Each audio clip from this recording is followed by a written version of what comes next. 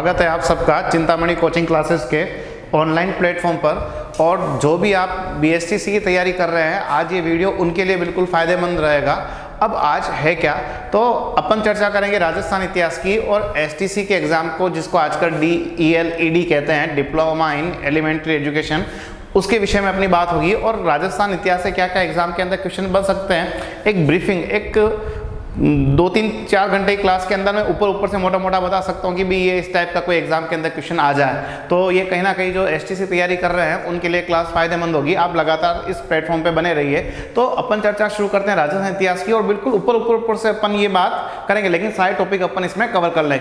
तो हमारे लिए क्या है कि देखो कि पहला टॉपिक जो है अपन शुरू करते हैं राजस्थान की सभ्यताओं से। अपन बात किसकी शुरू करते हैं, राजस्थान की सभ्यताओं से। एक क्वेश्चन कहीं ना कहीं एग्जाम के अंदर आता है। अब राजस्थान की सभ्यताओं के अंदर क्या है, तो अपन सबसे पहले बात शुरू करते हैं। तो हम सबसे पहले बात शुरू करते हैं कि सभ्यता के बारे में। तो हमारे लिए सबसे इंपॉर्टेंट क्या है, तो वो हमारे लिए क्या है, कालीबंगा सभ्यता। अब इस कालीबंगा सभ्यता से एग्जाम में क्या आ सकते हैं, तो एक तो याद रखना कि ये वो सभ्यता है जो कौन से जिले में है। तो आप बताओगे कि ये कौन से जिले में है, हनुमानगढ़। लेकिन ध्यान रखना कि एग्जाम में ये क्वेश्चन पूछता है कि ये सभ्यता जो है वो किस ऐतिहासिक क्षेत्र में है। ये ध्यान रखना, ये क्वेश्चन ऐसा पूछा जाता है। तो आप बताओगे कि किस ऐतिहासिक क्षेत्र में है, तो उस क्षेत्र का नाम आपके लिए क्या होगा, योद्धय। और योद्धय का मीनिंग क्या है, कि योद्धय का मीनिंग आपके लिए क्या है कि गंगानगर प्लस हनुमानगढ़ का क्षेत्र। गंगानगर और हनुमानगढ़ का क्षेत्र आपके लिए क्या कहलाता है, योद्धय। जिला हनुमानगढ़ लगता है वो तो ठीक है, लेकिन पूछे किस ऐतिहासिक क्षेत्र में स्थित सभ्यता है, तो आपको उत्तर वहां पे किसको भरना पड़ेगा, योद्धय को। अब इस कालीबंगा सभ्यता के बारे में क्या है कि ये तो आप जानते हो कि इसका मीनिंग निकलता है क्या, काले रंग की चूड़ियां। अब कालीबंगा सभ्यता के बारे में क्या है, तो कहीं ना कहीं एक क्वेश्चन इसका बन जाता है कि इस सभ्यता का एक आदमी क्या था, खोजकर्ता। तो आप बताओगे कि इस सभ्यता के खोजकर्ता कौन थे। तो आपको नाम बताना है कि इस सभ्यता के खोजकर्ता कौन है। तो नाम क्या बताओगे, अमलानंद घोष की। अमलानंद घोष ने इस सभ्यता की खोज की। और इसके अलावा कहीं ना कहीं एग्जाम के अंदर पूछते हैं कि इस सभ्यता के उत्खननकर्ता कौन है। तो आप बताओगे कि इस सभ्यता के उत्खननकर्ता कौन है। तो एक का नाम है बीबी लाल और एक का नाम क्या है, तो एक का नाम आपके लिए क्या है, BK थापर। तो आपको केवल 2 वर्ड याद रखना है। एक तो वर्ड याद रखना आपको लाल, और एक वर्ड आपको याद रखना है थापर।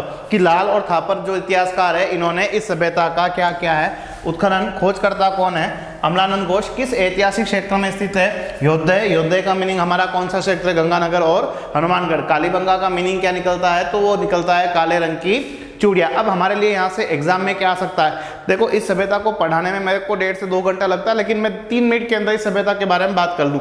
तो इस कालीबंगा के बारे में पहला तो ये पूछेगा कि एक तो यहाँ पे सबसे खास ये पूछते हैं कि यहाँ पे हमें जुते हुए खेत के क्या मिले हैं, साक्ष्य। ये एग्जाम में पूछा जाता है कि भी जुते हुए खेत के साक्ष्य जो हैं, ये जुते हुए खेत के साक्ष्य कहाँ से मिले हैं। तो आप बताओगे कि राजस्थान की वो सभ्यता कौन सी है, कालीबंगा, जहाँ हमें जुते हुए खेत के क्या मिले हैं, साक्ष्य मिले हैं। इसके अलावा इस कालीबंगा सभ्यता के बारे में और क्या है, तो एक इतिहासकार ऐसा है, और उस इतिहासकार का नाम आपके लिए क्या है, तो उस इतिहासकार का नाम क्या है, दशरथ शर्मा। और दशरथ शर्मा क्या कहते हैं कि भाई मैंने तो कालीबंगा को, ये कहते हैं कि मैंने तो कालीबंगा को किस सभ्यता की, तो ये कहते हैं कि मैंने तो कालीबंगा को सिंधु सभ्यता की क्या कहा है, तो मैंने कालीबंगा को सिंधु सभ्यता की क्या बोला है, तीसरी राजधानी। एग्जाम में पूछेगा कि किस इतिहासकार ने कालीबंगा को सिंधु घाटी सभ्यता की तीसरी राजधानी कहा है, तो तीसरी राजधानी कहने वाले इतिहासकार का नाम आपको क्या बताना है,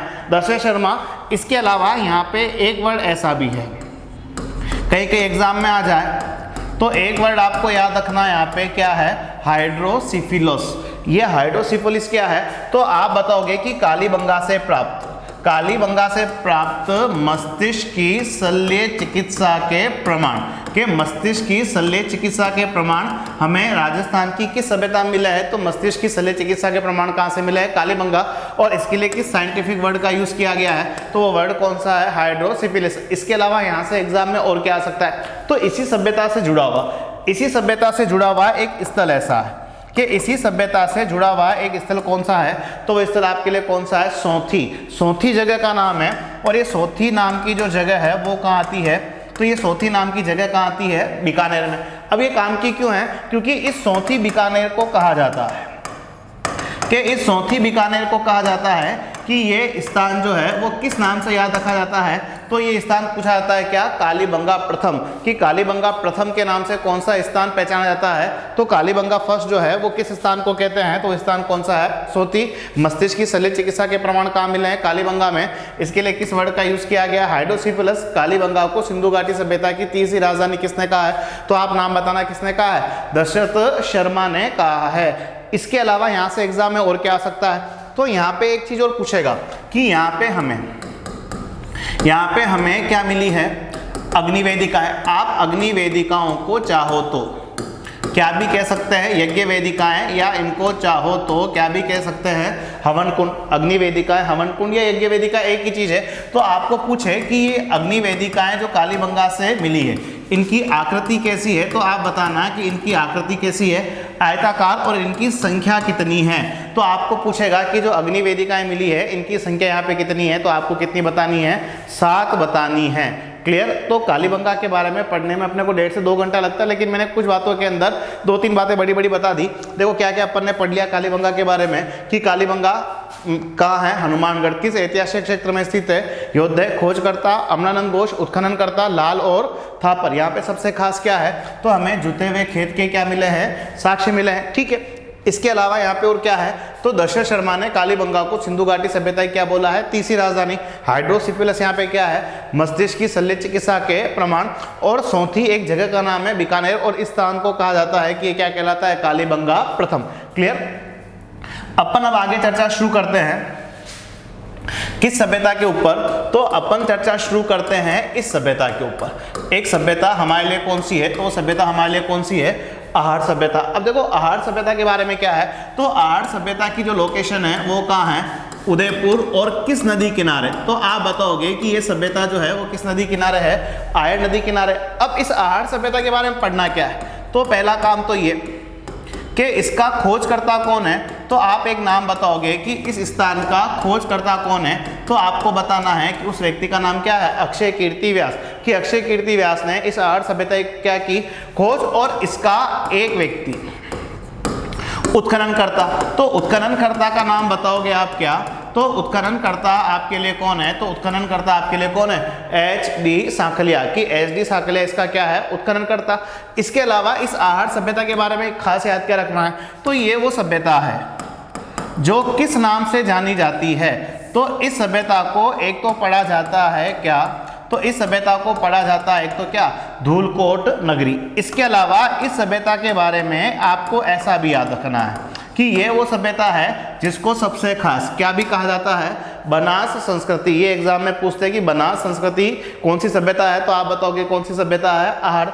इसके अलावा इस सभ्यता में और क्या है, तो आपको पूछे कि ये वो सभ्यता है जिसे क्या भी कहा जाता है, ताम्रवती नगरी। के ताम्रवती नगरी, बनास संस्कृति, धूलकोट नगरी, या इस सभ्यता को कहा जाता है आगाटपुर, या इस सभ्यता को कहा जाता है क्या, आगाट घाट। कि धूलकोट नगरी, बनास संस्कृति, ताम्रवती नगरी, आगाटपुर, ये सारे के सारे किस सभ्यता के नाम हैं, तो सारे के सारे किस सभ्यता के नाम है, आहड़। आहड़ की लोकेशन कहाँ है, उदयपुर। किस नदी किनारे, आयर नदी किनारे। इसका खोजकर्ता कौन है, अक्षय कीर्ति व्यास, और इसका उत्खननकर्ता कौन है, तो इसका उत्खननकर्ता कौन है, तो नाम बताना आपको क्या, HD सांखलिया। क्लियर। अब यहाँ पे सबसे खास चीजें क्या है, तो इस आहार सभ्यता में, इस आहार सभ्यता में सबसे खास एक वर्ड याद रखना है, और वो वर्ड आपके लिए क्या है, तो वो वर्ड आपके लिए क्या, बनासियन बुल। मतलब यहाँ पे मिट्टी का बना, मिट्टी का बना एक बेल मिला, तो एग्जाम में कहीं ना कहीं पूछते हैं कि बनासियन बुल किस सभ्यता को बताता है, तो आप बताओगे कि बनासियन बुल जो है वो किस सभ्यता को बता रहा है, तो वो सभ्यता आपके लिए कौन सी है, तो वो सभ्यता आपके लिए कौन सी होगी, आहार सभ्यता।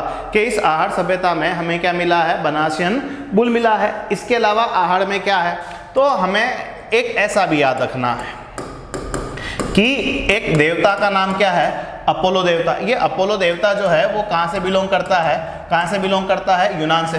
तो इस अपोलो देवता के इस अपोलो देवता का फोटो बना हुआ हमें तांबे के क्या मिले हैं, सिक्के मिले हैं, जिनकी संख्या कितनी है 6। ये अपोलो देवता वाले तांबे के 6 सिक्के किस सभ्यता से प्राप्त हुए हैं, तो आप बताओगे कि वो सभ्यता कौन सी है, तो वो सभ्यता आपके लिए कौन सी होगी, आहड़। इसके अलावा यहाँ हमें किसके बने, मिट्टी के बने, या हमें मिट्टी के बने अनाज रखने के लिए, या हमें मिट्टी के बने अनाज रखने के लिए क्या मिले हैं, तो आप बताओगे कि मिट्टी के बने अनाज रखने के लिए क्या मिले हैं, धान्य कोठार मिले हैं। यानी आहड़ सभ्यता से एग्जाम में आ क्या सकता है, तो आप वो देखिए कि इस आहड़ सभ्यता के बारे में एक तो ये कहाँ है, उदयपुर, किस नदी किनारे है, आयन नदी किनारे, इसका खोजकर्ता कौन है, अक्षय कीर्ति व्यास, इसका उत्खननकर्ता कौन है, HD साकलिया।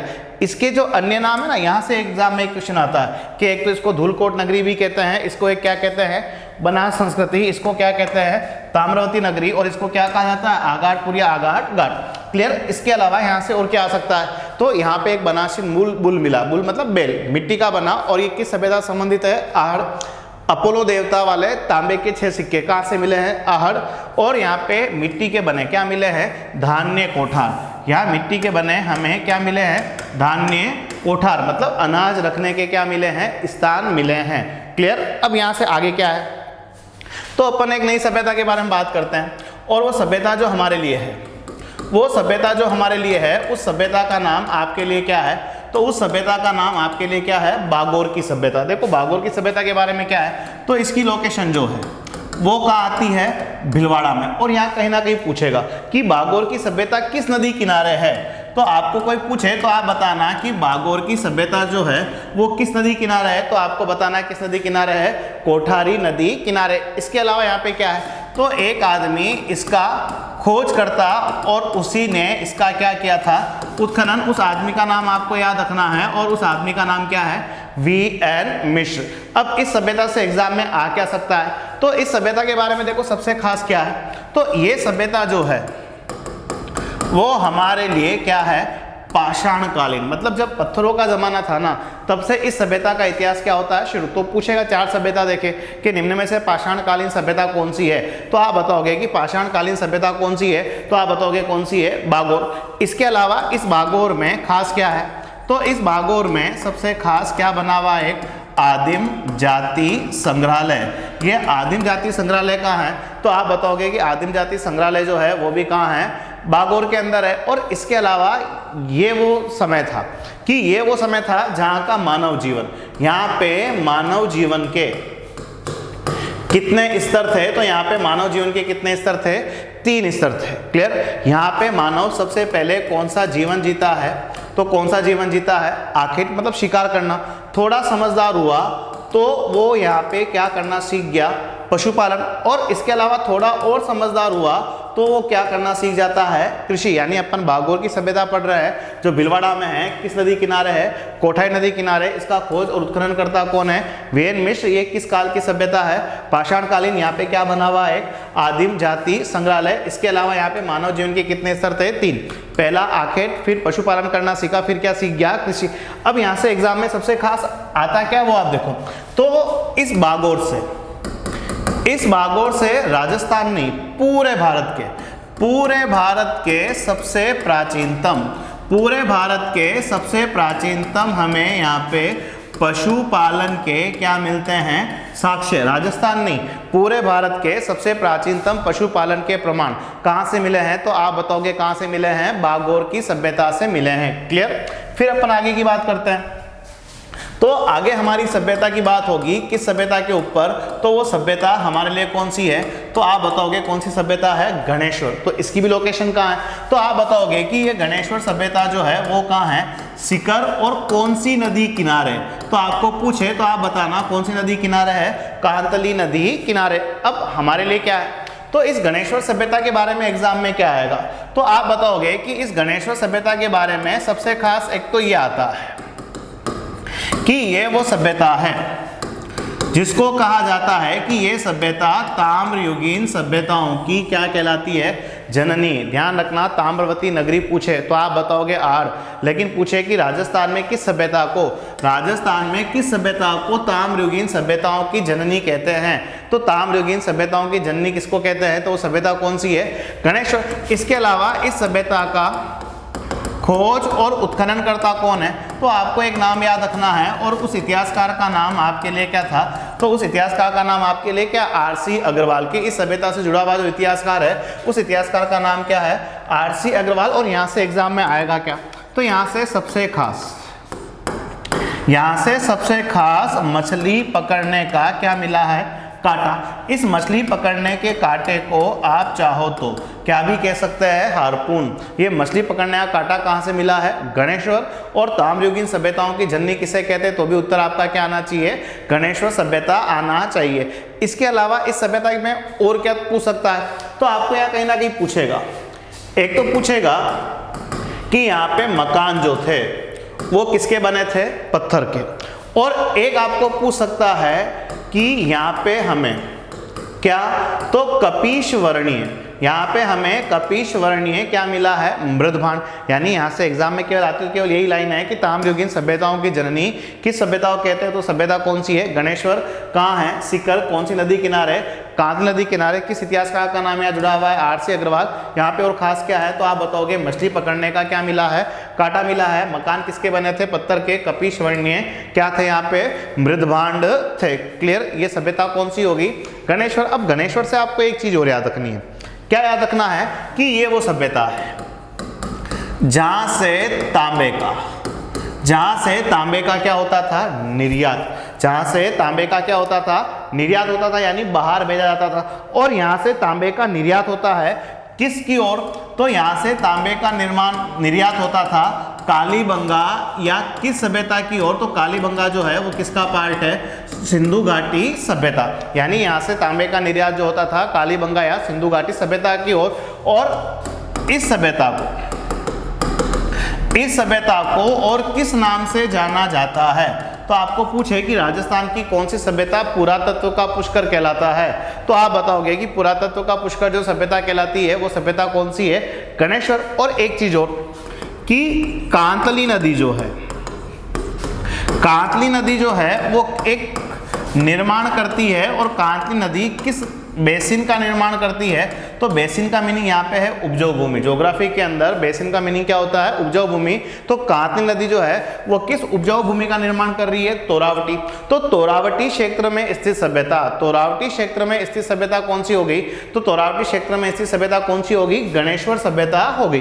क्लियर। अब यहाँ से आगे क्या है, एक बड़ी महत्वपूर्ण सभ्यता है और उस सभ्यता का नाम आपके लिए क्या है, बेराट की सभ्यता। अब बेराट की सभ्यता कहाँ है, तो आपको पूछे तो आप बताना कि बेराट की सभ्यता कहाँ है, जयपुर कौन सी नदी किनारे, तो आप बताना कि कौन सी नदी किनारे है, बाणगंगा नदी किनारे। अब बाणगंगा वो नदी है जिसको कहा जाता है क्या भी, अर्जुन की गंगा। तो अपन बेराट की सभ्यता पढ़ रहे हैं, जयपुर बाणगंगा नदी किनारे, और इस सभ्यता को इस नदी को क्या भी कहा जाता है, अर्जुन की गंगा भी। अब इस बेराट की सभ्यता के बारे में देखो क्या है, तो बेराट की सभ्यता का खोजकर्ता जो है वो कौन है, तो आप बताओगे कि बेराट की सभ्यता खोजकर्ता कौन था, दयाराम साहनी। और इसके अलावा यहाँ पे उत्खनन के लिए आपको दो इतिहासकारों के नाम याद रखने हैं। तो आपको एक तो नाम याद रखना है क्या, कैलाशनाथ दीक्षित। और एक नाम आपको याद रखना है क्या, तो एक नाम आपको याद रखना है नील रत्न बनर्जी। यानी दयाराम साहनी ने इस सभ्यता की खोज की थी और उत्खननकर्ता कौन था, कैलाशनाथ दीक्षित, और एक का नाम क्या था, नील रत्न बनर्जी। अब इस सभ्यता के बारे में क्या है, तो इस सभ्यता के बारे में एक तो याद रखना कि ये सभ्यता किस काल से जुड़ी हुई है, मौर्य काल। ये सभ्यता किस धर्म से भी जुड़ी हुई है, तो आप बताओगे किस धर्म से जुड़ी हुई है, बौद्ध धर्म से। ये सभ्यता मौर्य काल और किस धर्म से जुड़ी हुई रही है, बौद्ध धर्म से। इसके अलावा ये सभ्यता जो है वो किस काल से भी जुड़ी रही है, महाभारत काल। तो एग्जाम में आता है कि वो राजस्थान की वो सभ्यता कौन सी है जहां मौर्य काल, बौद्ध धर्म और महाभारत काल से संबंधित साक्ष्य मिले हैं। तो मौर्य काल, बौद्ध धर्म, महाभारत काल से संबंधित साक्ष्य हमें कहाँ मिले हैं, बेराट की सभ्यता में, जो जयपुर बाणगंगा नदी किनारा है। इसके खोजकर्ता कौन है, दयाराम साहनी। उत्खननकर्ता कौन है, कैलाशनाथ दीक्षित, या इनको एक साथ और जुड़े थे नील रत्न बनर्जी। और यहाँ पे मौर्य काल, बौद्ध धर्म और महाभारत काल से संबंधित क्या मिले हैं, साक्ष्य मिले हैं। अब यहाँ से एग्जाम में आता क्या है, तो यहां से एग्जाम में सबसे खास पूछा जाएगा कि बेराट की पहाड़ी में बैराट की पहाड़ी में एक स्थान ऐसा है, और बैराट की पहाड़ी में एक स्थान और जिसका नाम क्या है, बीजक डूंगरी। और इस बीजक डूंगरी से एक इतिहासकार को क्या मिला था, तो एक इतिहासकार को मिलता है यहाँ से क्या, भ्राभू शिलालेख। देखो भ्राभू शिलालेख का मतलब पत्थर पर लिखा लेख, तो यहाँ पे भ्राभू शिलालेख जो मिला है वो किसका था, तो यहाँ पे मौर्य राजा जो था, उस मौर्य राजा का नाम क्या था, अशोक। तो एक इतिहासकार ने बैराट में भी कहाँ से, बीजक डूंगरी से किसकी खोज की, भ्राभू शिलालेख। और इस भ्राभू शिलालेख का खोजकर्ता कौन, तो आप बताओगे कि इस भ्राभू शिलालेख का जो खोजकर्ता था उस खोजकर्ता का नाम क्या था, तो आपको नाम क्या बताना है, कैप्टन बर्ट। कि कैप्टन बर्ट ने इस भ्राभू शिलालेख की खोज कहाँ से की थी, बीजक डूंगरी। इसके अलावा बैराट की पहाड़ियों में और यहाँ पे क्या क्या है, तो यहाँ पे एक तो कौन सी डूंगरी बनी हुई है, भीम डूंगरी। यहाँ पे क्या बनी हुई है, एक क्या बनी हुई है, मोती डूंगरी, और एक यहाँ पे क्या भी बनी हुई है, तो आपको पूछे तो बताना कि यहाँ पे क्या भी बनी हुई है, महादेव डूंगरी। तो ये भीम डूंगरी, मोती डूंगरी, महादेव डूंगरी कहाँ है, बैराट की सभ्यता में। और भ्राभू शिलालेख जो है बैराट में कहाँ से मिला है, तो आप बताओगे कहाँ से मिला है, बीजक डूंगरी। और इसका खोजकर्ता कौन है, तो आपको नाम किसका बताना है, कैप्टन बर्ट का आपको नाम बताना है। अब यहाँ से आगे क्या है, तो राजस्थान की सभ्यताओं में सबसे पहला यहाँ पे हमें सूती वस्त्र का क्या मिला है, साक्ष्य। यहाँ पे हमें सबसे पहला सूती वस्त्र का क्या मिला है, साक्ष्य।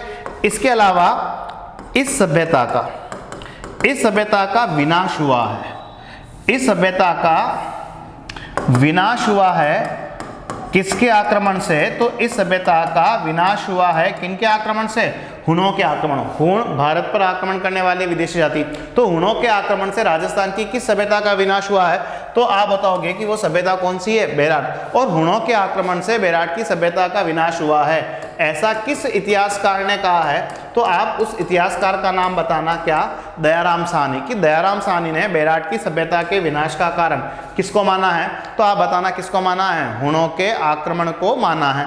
अब यहाँ से हमारे लिए क्या है, तो इस सभ्यता में हमें ऐसा भी कि इस सभ्यता में हमें 36 यानी रजत यानी चांदी, तो हमें 36 रजत क्या मिली है, मुद्राएं मिली है। और इन 36 रजत मुद्राओं में से जो 8 मुद्राएं थी इनको कहा गया है क्या, इनको कहा गया है पंचमार्क। इनको कहा गया है कि ये जो 8 मुद्राएं थी इनको कहा गया है क्या, पंचमार्क आहत सिक्के।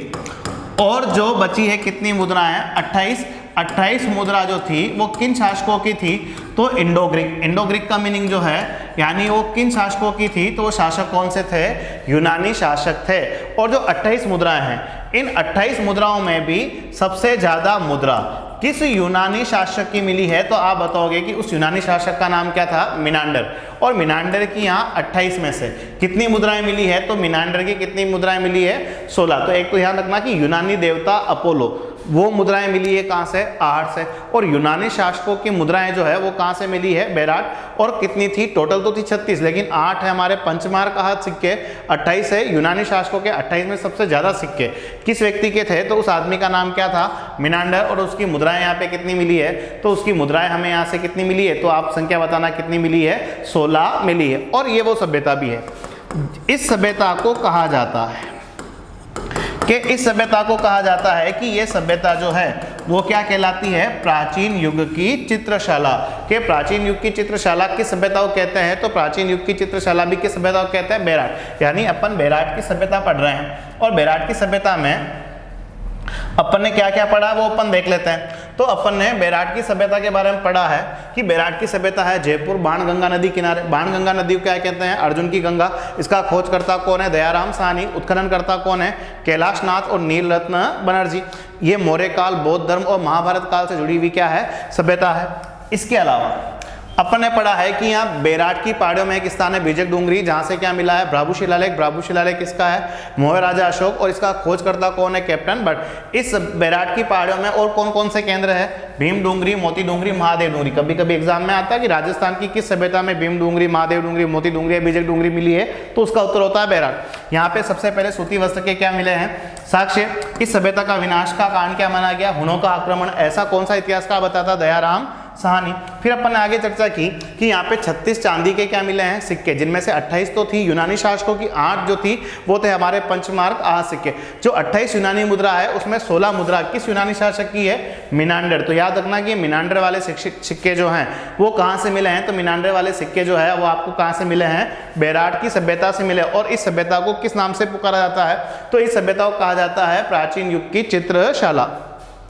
ठीक है, अब यहाँ से आगे हमारे लिए क्या है, तो हमें कुछ स्थान और पढ़ने हैं। जैसे एक स्थान आपके लिए क्या है, रेड। तो ये रेड नाम की जो जगह है वो कहाँ है, टोंक। अब ये रेड नाम की जो जगह है वो किस नदी किनारे, तो वहां पे एक नदी का नाम ही है, ऐसा नदी का नाम क्या है, ढील नदी। इस स्थल का एक व्यक्ति क्या है, उत्खनन करता। और उत्खनन जो है वो किसने किया, तो आप बताओगे कि उत्खनन करने वाले एक इतिहासकार, और उस इतिहासकार का नाम क्या है, के.एन. पुरी। यहाँ से एग्जाम में क्या आता है, तो आपको पूछे तो यहाँ से एग्जाम में क्या आता है, तो आप यूँ बताओगे कि इस रेड जो टोंक डिस्ट्रिक्ट के अंदर है इसे कहा जाता है कि ये प्राचीन भारत का क्या कहलाता है, टाटानगर। देखो आधुनिक भारत का टाटानगर तो है जमशेदपुर जो आज झारखंड के अंदर है, लेकिन प्राचीन भारत का टाटानगर किसे कहते हैं, तो प्राचीन भारत का टाटानगर किसे कहते हैं, तो वो जगह आपके लिए कौन सी है, रेड। और रेड नाम की जगह जो है वो कहाँ है, टोंक में। क्लियर। यहां से आगे क्या है, तो एक जगह ऐसी भी है, जगह का नाम है सुनारी। अब ये सुनारी नाम की जो जगह है, ये सुनारी नाम की जो जगह है वो कहाँ है, झुंझुनू। ये काम की क्यों है, क्योंकि यहाँ पे सबसे प्राचीनतम हमें क्या मिली है, तो यहाँ हमें सबसे प्राचीनतम लोहा गलाने की क्या मिली है, भट्टी।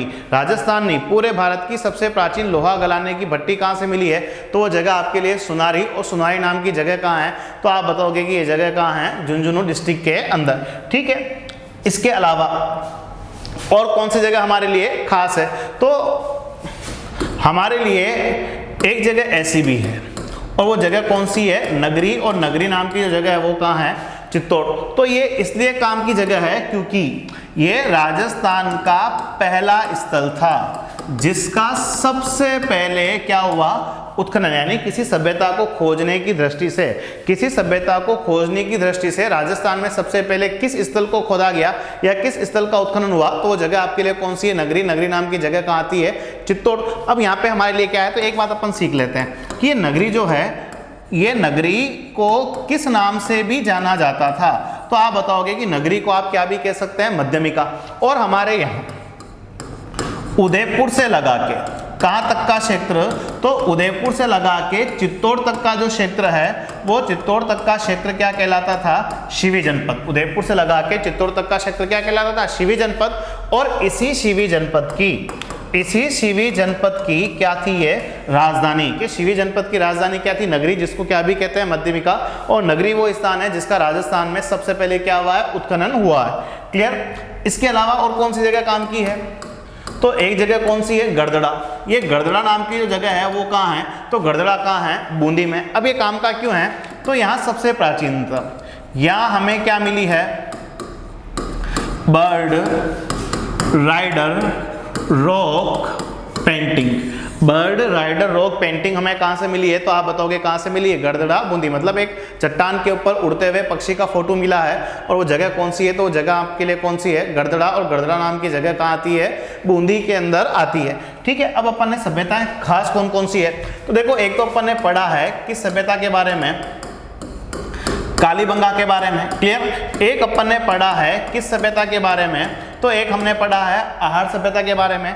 एक हमने पढ़ा है किस सभ्यता के बारे में, तो वो सभ्यता आपके लिए कौन सी है, बागोर। एक हमने पढ़ा है किस सभ्यता के बारे में, तो वो सभ्यता हमारे लिए कौन सी है, बेराट। और एक हमने पढ़ा है किस सभ्यता के बारे में, तो एक सभ्यता हमारे लिए कौन सी है, गणेश्वर। तो एक तो याद रखना कि कालीबंगा जो है, ये कालीबंगा कौन से युग की सभ्यता है, तो आपको पूछे तो आप बताना कि ये सभ्यता कौन से युग की है, कांस्य युगीन। यहाँ के लोगों ने किस धातु का यूज करना शुरू किया था, कांसा। और कांसा बनाने के लिए दो आइटम चाहिए, तांबा, तांबे के साथ क्या, टिन इजिकल टू क्या बन जाता है, कांसा। यानी कालीबंगा के निवासी जो थे वो कांस्य युगीन थे, और कालीबंगा के वो निवासी जो लोहे से बिल्कुल क्या थे, अपरिचित थे।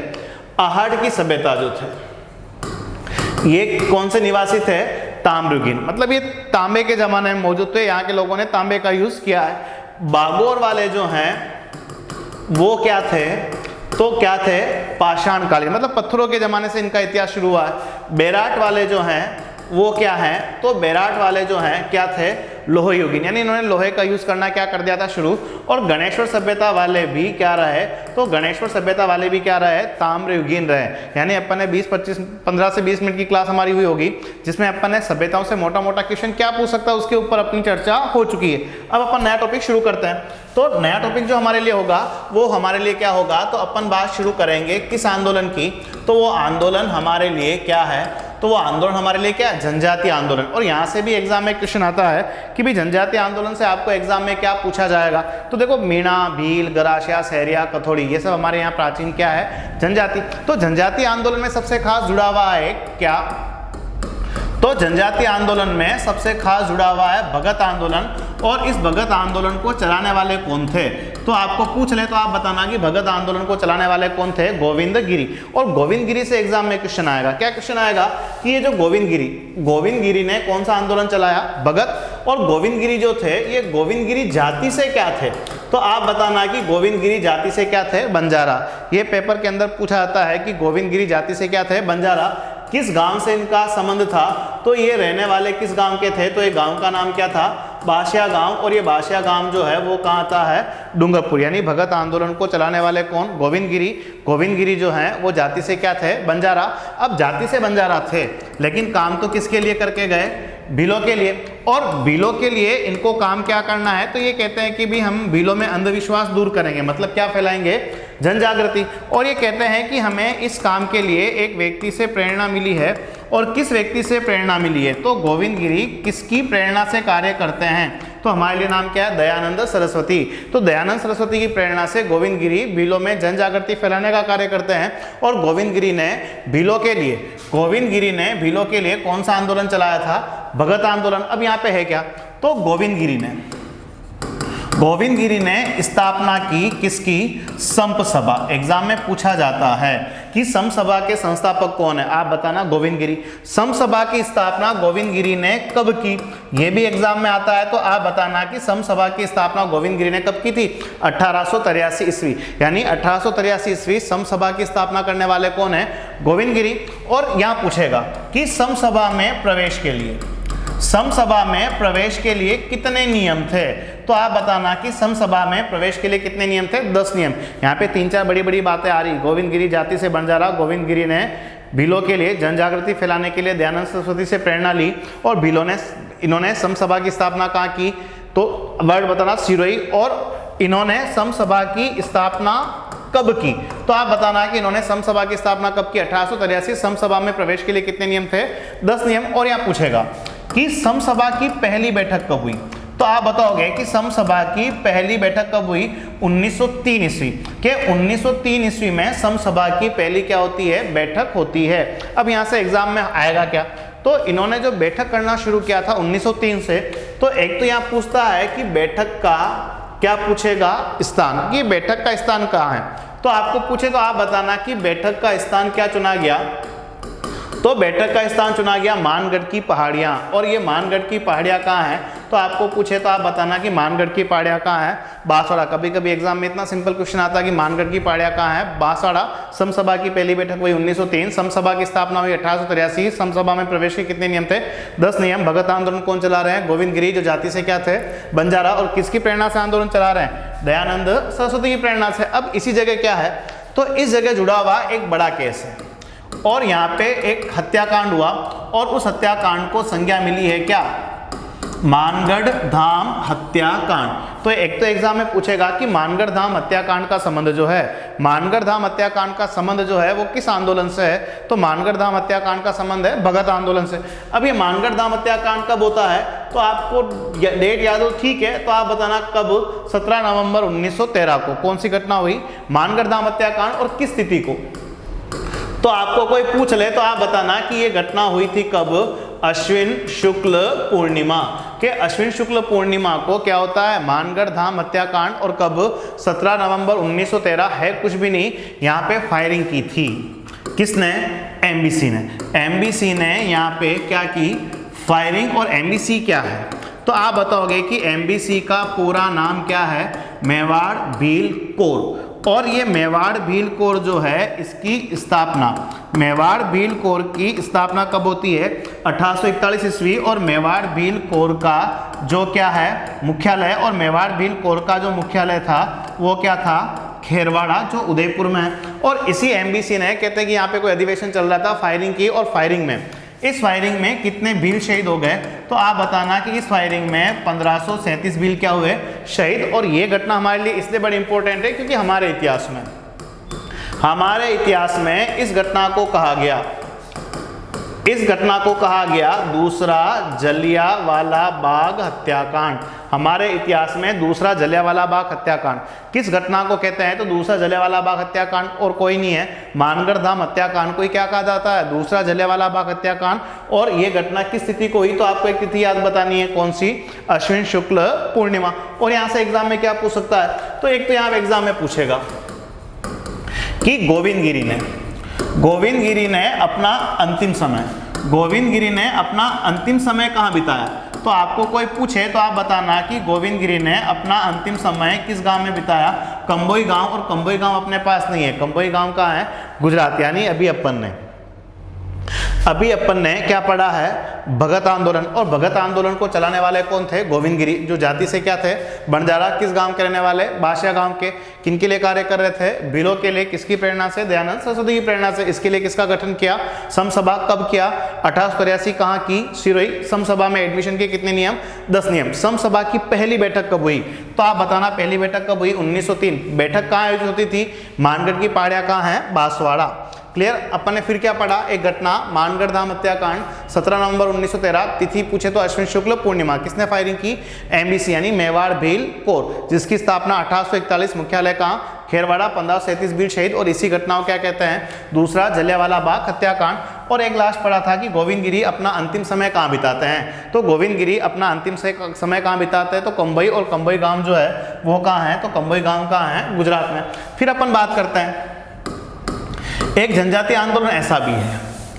एक जनजातीय आंदोलन का नाम आपके लिए क्या है, तो एक जनजातीय आंदोलन आपके लिए है भोमट भील आंदोलन, या इसी भोमट भील आंदोलन को क्या भी कहते हैं, एकी आंदोलन। अब इस भोमट भील आंदोलन या एकी आंदोलन के लिए क्या है, तो जैसे भगत आंदोलन चलाया था गोविंद गिरी ने, तो वैसे ही भोमट भील आंदोलन या एकी आंदोलन चलाया था किसने, तो उनका नाम बता देना आप, कि उनका नाम आपके लिए क्या है, मोतीलाल तेजावत। कि मोतीलाल तेजावत ने भोमट भील या एकी आंदोलन चलाया था। अब इस आंदोलन के बारे में क्या क्या पूछेगा, तो सबसे खास कि इस आंदोलन का प्रारंभ जो है, इस आंदोलन का प्रारंभ कब हुआ, तो आप एक तिथि बताना कि इस आंदोलन का प्रारंभ कब हुआ, वैशाख पूर्णिमा। और वैशाख पूर्णिमा को इस आंदोलन का प्रारंभ जो है, इस आंदोलन का प्रारंभ जो है वो किस गांव से हुआ, तो चित्तौड़ के अंदर राशमी तहसील में एक जगह कौन सी है, मातृकुंडिया। बड़ी फेमस जगह है। और एग्जाम में आने लायक सबसे बड़ा क्वेश्चन यहाँ पे यही है कि इस भोमट भील आंदोलन या एकी आंदोलन, भोमट भील आंदोलन को ही क्या कहते हैं, एकी आंदोलन कौन सा व्यक्ति चला रहा है, मोतीलाल तेजावत। काम नाम से स्पष्ट है, भोमट भील, यानी यहाँ पे भी कार्य किन के लिए हो रहे हैं, भीलों के लिए। चलाने वाला कौन, मोतीलाल तेजावत। लेकिन मोतीलाल तेजावत तो खुद जाति से क्या था, ओसवाल। जैसे गोविंद गिरी बंजारा थे ना, तो वैसे ही मोतीलाल तेजावत किस जाति के थे, ओसवाल जाति के। और इन्होंने इस आंदोलन का प्रारंभ वैशाख पूर्णिमा के दिन कहाँ से किया, मातृकुंडिया। यही एग्जाम में आता है, ये ध्यान रखना। अब यहाँ से आगे क्या है, तो यहाँ पे एक पूछा जाता है, यहाँ पे एग्जाम में एक चीज और पूछ जाती है, और वो पूछा जाता है क्या, तो यहाँ पे पूछा जाएगा आपसे एग्जाम में एक वर्ड ऐसा, क्या पूछा जाएगा भी, मेवाड़ की पुकार। ये एग्जाम में बहुत आता कि ये मेवाड़ की पुकार क्या है, तो आप बताओगे कि मेवाड़ की पुकार जो है वो कितनी मांगे हैं। मेवाड़ की पुकार में भीलों के पक्ष में कितनी मांगे लिखी गई, 21 मांगे। और इस 21 मांगों की रचना, 21 मांगे लिखने वाले कौन थे, तो 21 मांगे लिखने वाले कौन थे, मोतीलाल तेजावत। भोमट भील आंदोलन या एकी आंदोलन से जो एग्जाम में दो क्वेश्चन बड़े महत्वपूर्ण हैं, एक तो पूछते हैं कि इस आंदोलन का प्रारंभ कहाँ से, आप बता देना मातृकुंडिया। ये 21 मांगे क्या है, तो ये 21 मांगे लिखने वाले कौन है, मोतीलाल तेजावत, जिसको क्या बोला गया है, क्या बोला गया है, मेवाड़ की पुकार कहा गया है। अब यहाँ से आगे क्या है, तो यहाँ पे भी एक घटना जुड़ी हुई है, और यहाँ पे जो घटना जुड़ी हुई है उस घटना का नाम क्या है, नीमड़ा गांव का हत्याकांड। जैसे वहां जुड़ा था मानगढ़ धाम हत्याकांड, वैसे यहाँ पे क्या जुड़ा हुआ है, नीमड़ा गांव हत्याकांड। तो ये नीमड़ा नाम की जगह कहाँ है, तो अभी अपने पास नहीं है, कहाँ है, गुजरात। और ये घटना कब हुई, तो ये घटना होती है 7 मार्च 1922। 7 मार्च 1922 को क्या हुआ, नीमड़ा गांव का हत्याकांड। और यहाँ पे भी 1200 भील क्या होते हैं, शहीद। और किसने फायरिंग की, तो यहाँ पे भी फायरिंग करने वाली कौन थी, MBC। लेकिन दो ही बातें आती है कि एक तो ये मेवाड़ की पुकार क्या है, 21 मांगे, जो मोतीलाल तेजावत ने लिखी। और तेजावत की जाति के हैं, ओसवाल तेजावत ने भोमट भील आंदोलन या एक के आंदोलन का प्रारंभ कहाँ से किया, तो जगह आपको बतानी कौन सी, मातृ कुंडिया। क्लियर।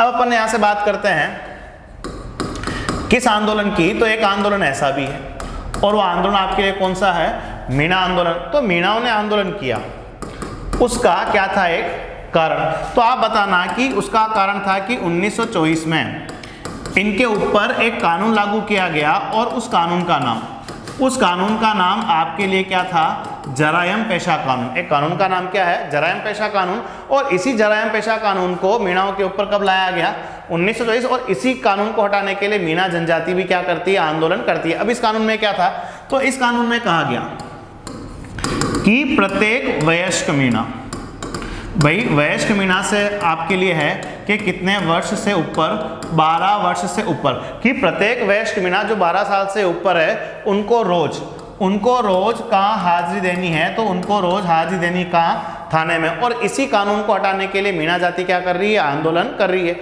अब हमारे लिए क्या है, तो यहाँ पे एग्जाम में आएगा क्या, तो यहाँ पे एग्जाम में एक ही लाइन ज्यादा आती है कि बात कब की थी, 7 अप्रैल 1944। 7 अप्रैल 1944 खास दिन है क्योंकि इस दिन मीणाओं का क्या हुआ, एक अधिवेशन। और वो अधिवेशन कहाँ हो रहा था, तो वो अधिवेशन हो रहा था कहाँ, नीम का थाना। और ये नीम का थाना नाम की जगह कहाँ है, सीकर। कि 7 अप्रैल 1944 मीणाओं का अधिवेशन कहाँ हुआ, नीम का थाना, सीकर। और यहाँ पे पूछेगा कि यहाँ पे एक आदमी ने इस अधिवेशन की क्या की थी, अध्यक्षता। तो आपको पूछे कि अध्यक्षता करने वाले आदमी का नाम क्या था, तो आप बताना कि अध्यक्षता करने वाले व्यक्ति का नाम क्या था, मुनि मगन सागर। के मुनि मगन सागर ने 7 अप्रैल 1944 मीणाओं के अधिवेशन की क्या की थी, अध्यक्षता की थी। और 7 अप्रैल 1944 को यह अधिवेशन कहाँ हुआ था, नीम का थाना, सीकर में। इसके अलावा यहाँ पे खास क्या है, तो इस कानून को पूर्णतया कब समाप्त किया गया, तो आप बताओगे कि 1940 में लगने वाला कानून जो है वो राजस्थान में कब समाप्त हुआ, 1952। मतलब आज़ादी के 5 साल बाद मीणाओं के ऊपर इस प्रकार के कानून को क्या था, हटाया गया। मीणा आंदोलन से केवल एक लाइन ही आती है कि 7 अप्रैल 1944 को जो मीणाओं का अधिवेशन हुआ है नीम का थाना सीकर में, उसकी अध्यक्षता किसने की, तो आप बताना उसकी अध्यक्षता किसने की, मुनि मगन सागर। मैं आपको बीच में बता दूं, पढ़ाने के लिए बहुत कुछ है लेकिन अपन 3 घंटे क्लास के अंदर कितना मोटा मोटा पढ़ सकते हैं, कितना एरिया अपन इंपॉर्टेंट बातें यहाँ पे पढ़ रहे हैं। अब यहाँ से आगे क्या है, तो अपन बात शुरू करते हैं किस आंदोलन की, तो अपन बात शुरू करते हैं किसान आंदोलन की। तो राजस्थान के अंदर एक आदमी ऐसा है जिसको कहा जाता है कि भाई वो किसान आंदोलन के क्या कहलाते हैं, जनक। हमारे इतिहास में एक व्यक्ति ऐसे हैं जिनको कहा जाता है कि वो किसान आंदोलन के क्या कहलाते हैं, जनक। अब किसान आंदोलन के जनक कौन, तो उनका नाम हमारे लिए क्या है, तो उनका नाम हमारे लिए है विजय सिंह पथिक। कि विजय सिंह पथिक को क्या कहा जाता है राजस्थान के इतिहास में, किसान आंदोलन का जनक। अब इनके बारे में पढ़ना क्या है, तो देखो कि विजय सिंह पथिक वो हैं जिनका वास्तविक नाम क्या था, भूप सिंह। विजय सिंह पथिक का वास्तविक नाम क्या था, भूप सिंह। क्लियर। इसके अलावा विजय सिंह पथिक जो थे वो किस जाति के थे, तो आप बताना कि विजय सिंह पथिक जो थे किस जाति के थे, गुर्जर। लेकिन वो सरदार सिख बन के घूमते थे। क्लियर। इसके अलावा विजय सिंह पथिक राजस्थान के रहने वाले नहीं है। विजय सिंह पथिक जो है वो कहाँ के निवासी है, तो एक जगह का नाम आपके लिए क्या है, गुडावली। और ये गुडावली नाम की जो जगह है वो है बुलंदशहर। और बुलंदशहर कहाँ है, यूपी। तो गुडावली बुलंदशहर के रहने वाले कौन थे, विजय सिंह पथिक। ये किस जाति के थे, गुर्जर जाति के। इनका वास्तविक नाम क्या था, भूप सिंह। और इन्हीं विजय सिंह पथिक को राजस्थान के इतिहास में क्या कहते हैं, कि ये किसान आंदोलन के क्या कहलाते हैं, जनक। और इसके अलावा इनके बारे में पूछा जाता है कि इन्होंने एक फेमस क्या लिखी थी, बुक लिखी थी, वो एग्जाम में आती है। तो इन्होंने फेमस कौन सी बुक लिखी थी, तो इन्होंने एक फेमस बुक लिखी थी कुछ ऐसी, और ये एग्जाम में आता भी है, कि what are the Indian state, Bharat के राज्य क्या है। What are the Indian states, इस नाम से बुक लिखने वाले कौन थे, विजय सिंह पथिक। और यही व्यक्ति राजस्थान के इतिहास में किसान आंदोलन के जनक कहलाते हैं, जिनका वास्तविक नाम भूप सिंह, गुर्जर जाति, गुडावली, बुलंदशहर यूपी के रहने वाले। और इनकी मृत्यु जो है, कहते हैं कि भाई इनकी मृत्यु जो है वो हमारे राजस्थान में 1954 में इनकी मृत्यु राजस्थान में कहाँ हुई, अजमेर। यानी रहने वाले यूपी के थे, फेमस अपने राजस्थान में हुए, कर्म क्षेत्र इन्होंने राजस्थान को बनाया और इनकी मृत्यु राजस्थान में कहाँ होती है, अजमेर में। यहाँ पे अपन एक संगठन की चर्चा करेंगे। दो संगठन ऐसे हैं, एग्जाम में पूछ लेते हैं। तो एक संगठन का नाम है वीर भारत समाज और एक संगठन का नाम है वीर भारत सभा। देखो ये इंपॉर्टेंट बातें पढ़े, दोनों नाम एक जैसे लग रहे लेकिन अलग अलग है। वीर भारत समाज क्या है, तो वीर भारत समाज की स्थापना हुई 1911 और जिसके संस्थापक कौन है, तो जिसके संस्थापक है हमारे लिए कौन, विजय सिंह पथिक। इसके संस्थापक कौन है, विजय सिंह पथिक। और इनको शॉर्ट में लिखेंगे अपन, इनका अपन शॉर्ट क्या कर सकते हैं, वीएसपी अपन इनको कहेंगे। और यहाँ पे समाज नहीं है, यहाँ पे वर्ड क्या है, सभा। वो थी समाज जिस 1911 में विजय सिंह पथिक ने बनाई, यहाँ पे वीर भारत सभा। तो इसके बारे में क्या है, तो इसके संस्थापक कौन है, तो इसके संस्थापक है, एक का तो नाम क्या है, केसी सिंह बारट। और केसी सिंह बारट के साथ एक व्यक्ति और शामिल है इनमें, और उनका नाम हमारे लिए क्या है, ठाकुर गोपाल सिंह खरवा। तो ठाकुर गोपाल सिंह खरवा और केसी सिंह बारट ने 1910 ईस्वी के वर्ष में कहाँ, कोटा में। केसी सिंह बारट और ठाकुर गोपाल सिंह खरवा ने कोटा में 1910 किसका गठन किया, वीर भारत सभा है। और पूछ लिया वीर भारत समाज किसने, तो आप बताओगे वीर भारत समाज की स्थापना 1911 में, जिसके संस्थापक कौन है, तो जिसके संस्थापक कौन है, विजय सिंह पथिक। अपन यहाँ से अब आगे बढ़ते हैं। अब यहाँ से आगे क्या है, तो एक तो याद रखना है कि आपको कुछ प्रमुख कर के बारे में याद रखना पड़ेगा। टैक्स किसान चुकाते थे जागीरदार को, क्लियर। तो एक तो यहाँ पे सबसे खास पूछा जाता है कभी कभी एग्जाम में कि भाई ये चौरी कर क्या है। एग्जाम में क्या पूछते कभी कभी, ये चौरी कर क्या है, तो चौरी कहते हैं विवाह के मंडप को। चौरी किसको कहते हैं, विवाह के मंडप को। तो कहीं ना कहीं ये कर जो था किस पे लिया आता था, लड़की के विवाह पर। लड़की के विवाह पर जो कर लगाया गया उस कर को क्या बोला गया है, चौरी कर। अब चौरी कर जो है वो किस क्षेत्र में, तो एक जगह अपन पढ़ेंगे और उस जगह का नाम क्या है, बिजोलिया। ये चौरी कर जो है किस क्षेत्र में किसान आंदोलन का कारण बना, तो आप बताओगे कि चौरी कर जो है वो किस क्षेत्र में किसान आंदोलन का कारण बना, बिजोलिया। चौरी कर क्या है, लड़की के विवाह पे टैक्स। और इस कर को 1903 में किसने लगाया था, तो उस व्यक्ति का नाम बताना है कि जागीरदार कृष्ण सिंह। कि एक जागीरदार का नाम कृष्ण सिंह है जो बिजोलिया का जागीरदार था और उसने 1903 में ये कर बिजोलिया में लागू किया, चौरी कर के विवाह पर लिया जाता है, ठीक है। इसके आगे क्या है, तो एक कर ऐसा भी है और वो कर हमारे लिए क्या है, तलवार बंदई। तो आप शॉर्ट में ये समझ लीजिए कि तलवार बंदई कर को कहा जाता है क्या, उत्तराधिकार कर। तलवार बंदई कर को क्या कहा जाता है, उत्तराधिकार कर। अब ये तलवार बंदई कर जो है वो किस क्षेत्र में आंदोलन का क्या बना, कारण। ये तलवार बंदई कर जो है वो किस क्षेत्र में आंदोलन का क्या बना, कारण। तो आप बताओगे कि ये आंदोलन का कारण बना ये भी किस क्षेत्र में, तो उसका नाम आपके लिए क्या है, बिजोलिया। तो चौरी कर और तलवार बंदई ये दोनों कर जो हैं वो किस क्षेत्र में आंदोलन के रीजन बनते हैं, तो वो आपके लिए कौन सा है, बिजोलिया, क्लियर। इसके अलावा इस तलवार बंदई कर को 1906 किस जागीरदार ने लागू किया था, तो आप बताओगे कि उस जागीरदार का नाम क्या था, पृथ्वी सिंह। जैसे चौरी कर लगाया ना कृष्ण सिंह ने, तो वैसे ही तलवार बंदई कर बिजोलिया में किसने लगाया था, तो 1906 में जागीरदार किसने लगाया था, पृथ्वी सिंह। और यहाँ पे याद रखना है कि एक रियासत को छोड़ के जितनी भी रियासत है, एक रियासत को छोड़ के जितनी भी रियासत है वहां से चौरी कर वसूला जाता था। वो कौन सी रियासत है, तो वो इकलौती रियासत आपके लिए कौन सी है, जैसलमेर। और जैसलमेर इकलौती रियासत थी जहां लोगों से तलवार बंदई कर नहीं लेते थे। कि तलवार बंदई कर किस रियासत में नहीं लिया जाता था, तो तलवार बंदई कर किस रियासत में नहीं लिया जाता था, तो वो जगह आपके लिए कौन सी होगी, जैसलमेर, क्लियर।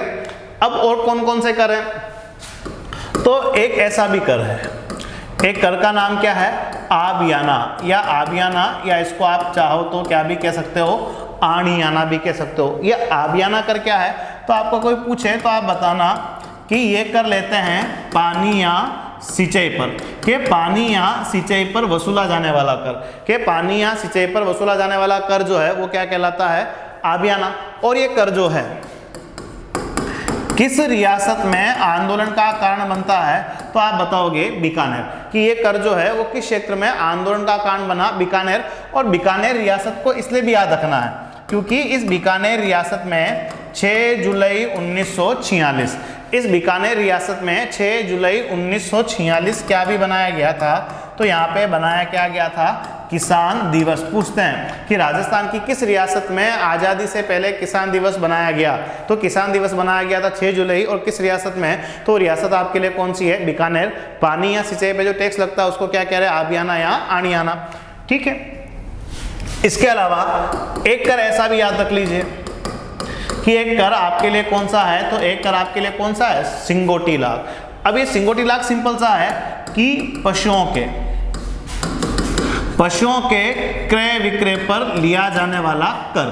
पशु को खरीद रहे हो या बेच रहे हो, उस पर जो टैक्स लगता है उस टैक्स को क्या कहा जाता है, उस टैक्स को कहा जाता है क्या, सिंगोटी लाग। इसके अलावा एक कर ऐसा भी था, क्या था, खींचड़ी लाग। और ये किसान लोग देते थे किसके लिए, तो राजा के सैनिकों की भोजन व्यवस्था के लिए। भाई राजा की सैनिकों की भोजन व्यवस्था के लिए जो कर लिया जाता था किसानों से उसको क्या बोलते हैं, खींचड़ी लाग।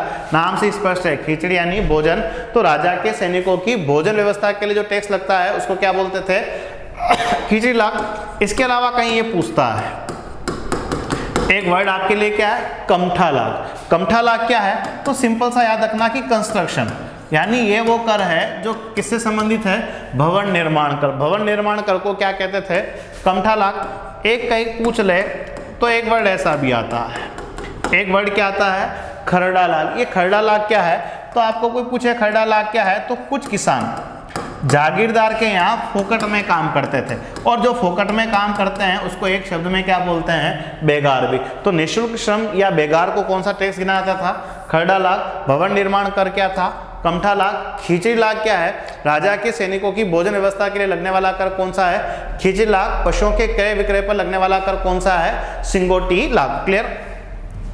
अब यहां से क्या है, तो अपन एक आंदोलन की चर्चा शुरू करते हैं, और अपन सबसे पहले बात करेंगे किस आंदोलन के बारे में, तो वो एक आंदोलन हमारे लिए कौन सा है, बिजोलिया किसान आंदोलन। एग्जाम में आने लायक सबसे महत्वपूर्ण किसान आंदोलन यही है, और उस आंदोलन का नाम क्या है, बिजोलिया किसान आंदोलन। अब बिजोलिया किसान आंदोलन के बारे में क्या है, तो देखो कि ये वो किसान आंदोलन है जो 1897 से कब तक चला, 1941, यानी बिजोलिया किसान आंदोलन 1897 में प्रारंभ हुआ और चला कब तक, 1941 तक। यानी ये वो आंदोलन है जो कितने वर्ष तक चला, 44 वर्ष तक। यानी राजस्थान नहीं, पूरे भारत के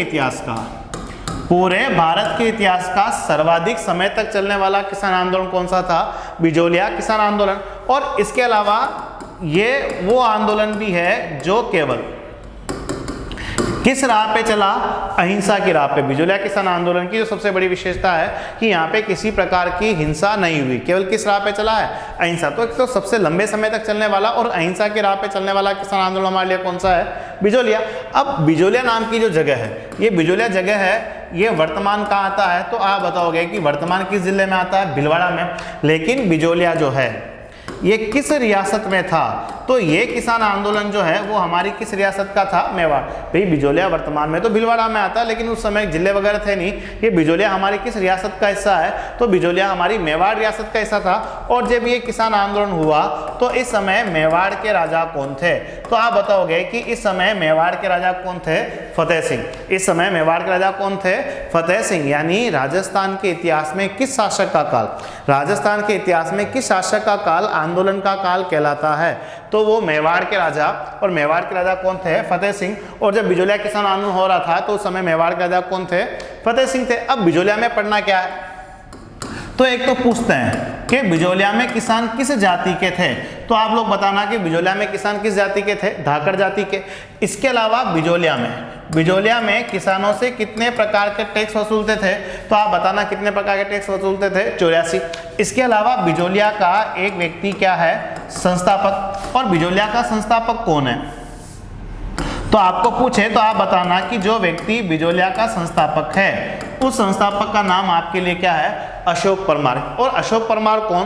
तो अशोक परमार जो थे वो मेवाड़ के राजा राणा सांगा के, मेवाड़ के राजा राणा सांगा के क्या थे? सामंत। और मेवाड़ के राजा राणा सांगा के यहाँ नौकरी करने वाले सामंत कौन थे? अशोक परमार। अशोक परमार ने ही क्या बसाया था? बिजोलिया। अपन बिजोलिया किसान आंदोलन पढ़ रहे हैं जो 1897 में शुरू होकर खत्म कब हुआ? 1941 ईस्वी में। कितने साल चला था? 44 साल तक। सबसे बड़ी विशेषता क्या है? अहिंसा की राह पे बिजोलिया वर्तमान में कहाँ है? भिलवाड़ा। किस रियासत से संबंधित आंदोलन है? मेवाड़। इस समय मेवाड़ के राजा कौन थे? फतेह सिंह। यहाँ पे किस जाति के किसान थे? धाकड़। यहाँ पे कितने प्रकार के टैक्स लगते थे? 84। बिजोलिया का संस्थापक कौन था? अशोक परमार। किसके सामंत थे? राणा सांगा के सामंत थे। अब यहाँ से हमारे लिए क्या है? तो बिजोलिया किसान आंदोलन में कुल कितने चरण हैं? तो बिजोलिया किसान आंदोलन में चरण थे कितने? 3। यानी बिजोलिया किसान आंदोलन जो है वो कितने चरणों में चला था? 3 चरणों में चला था। बड़ा बता दूं कि एग्जाम में क्या बन सकता है। तो पहला चरण, सेकंड चरण और एक हमारे लिए है कौन सा चरण? थर्ड चरण। क्लियर? अब ये पहला चरण, सेकंड चरण और तृतीय चरण में क्या क्या है, क्या क्या अंतर है? तो देखो क्या है कि पहला चरण चला था 1897 से कब? 1916। फिर सेकंड चला था 1916 से 27 और फिर चला था 1927 से कब तक? 1941। यानी इस बिजोलिया किसान आंदोलन को 3 चरणों में बांटा गया है। 1897 से 1916, 16 से 27 और 27 से लास्ट 41 तक। क्लियर? अब हमारे लिए यहाँ पे है क्या? तो हमें याद रखना है कि अपन बात करेंगे पहले चरण की। तो देखो पहले चरण में क्या है? तो एक व्यक्ति के बारे में हमें याद रखना है कि इस आंदोलन का प्रारंभ जो है, इस बिजोलिया किसान आंदोलन का प्रारंभ जो है वो कब हो रहा है? 1897 में। एग्जाम में पूछते हैं कि जब इस बिजोलिया किसान आंदोलन का प्रारंभ हुआ तो बिजोलिया का जागीरदार कौन था? तो आप बताना कि बिजोलिया का जागीरदार कौन था? कृष्ण सिंह। यानी बिजोलिया किसान आंदोलन का प्रारंभ जो है वो किस जागीरदार से समय हुआ था? कृष्ण सिंह के समय। अब यहाँ पे है क्या? तो यहाँ पे 2 नाम जुड़े हुए हैं। एक तो नाम जुड़ा हुआ है यहाँ पे, एक नाम जुड़ा हुआ है नानजी पटेल और एक नाम जुड़ा हुआ है किनका? ठाकरी पटेल। एग्जाम में पूछते हैं कि नानजी पटेल और ठाकरी पटेल का संबंध किस किसान आंदोलन से है? तो आप बताना कि नानजी पटेल और ठाकरी पटेल का संबंध किस किसान आंदोलन से है? बिजोलिया। पहले चरण में किसानों की समस्याओं का कोई समाधान नहीं हुआ था। इसके अलावा एक याद रखना है कि एक व्यक्ति पहले चरण का क्या करता है? नेतृत्व। तो आपको पूछे कि पहले चरण का नेतृत्वकर्ता कौन था? तो आप बताना कि पहले चरण का नेतृत्वकर्ता कौन था? साधु सीता रामदास। इस प्रथम चरण का नेतृत्वकर्ता कौन था? साधु सीता रामदास। और साधु सीता रामदास को इसलिए याद रखना है क्योंकि साधु सीता रामदास ने 1913 में एक संगठन बनाया और उस संगठन का नाम क्या रखा गया? तो उस संगठन का नाम क्या रखा गया? बिजोलिया मित्र मंडली। ये बिजोलिया मित्र मंडली बनाई किसने? साधु सीता रामदास ने। कब बनाई? तो आप बताना कब बनाई थी? 1913। और ये साधु सीता रामदास वही व्यक्ति है जो बिजोलिया के प्रथम चरण का क्या करता है? नेतृत्व। कौन से 2 किसानों का संबंध बिजोलिया से है? तो एक तो नाम बताना नानजी पटेल, एक क्या बताना है? ठाकरी पटेल। इस आंदोलन का प्रारंभ 1897 में किस जागीरदार के समय हुआ? तो जागीरदार का नाम आप क्या बताएंगे? कृष्ण सिंह। लेकिन पहले चरण में किसी प्रकार की समस्याओं का कोई समाधान नहीं हुआ। फिर अपन बात करते हैं आगे। अपन बिजोलिया किसान आंदोलन के कौन से चरण की बात करते हैं? सेकंड चरण की। और अपने को पता है कि भाई ये सेकंड चरण जो है 1916 से कब तक चलेगा? 27 तक। तो यहाँ पे होगा क्या? तो यहाँ पे हमारे पास एक व्यक्ति था।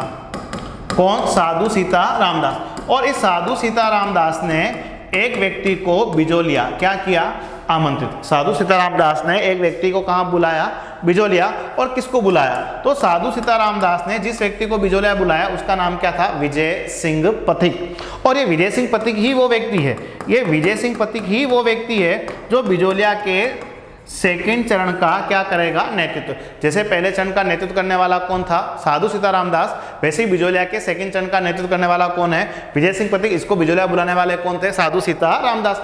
और यहाँ पे याद क्या रखना है, तो सेकंड चरण का नेतृत्व विजय सिंह पथिक कर रहे हैं और उन्होंने आते ही एक संगठन बनाया और उस संगठन का नाम क्या रखा इन्होंने, ऊपरमाल पंच बोर्ड। एग्जाम में आता है तो आपको पूछे कि ऊपरमाल पंच बोर्ड जो है उसकी स्थापना कब हुई, 1917 में। और ऊपरमाल पंच बोर्ड के संस्थापक कौन है, तो आप बताना कि ऊपरमाल पंच बोर्ड का संस्थापक कौन है, विजय सिंह पथिक। और एक व्यक्ति को इस संगठन का क्या बनाया, अध्यक्ष।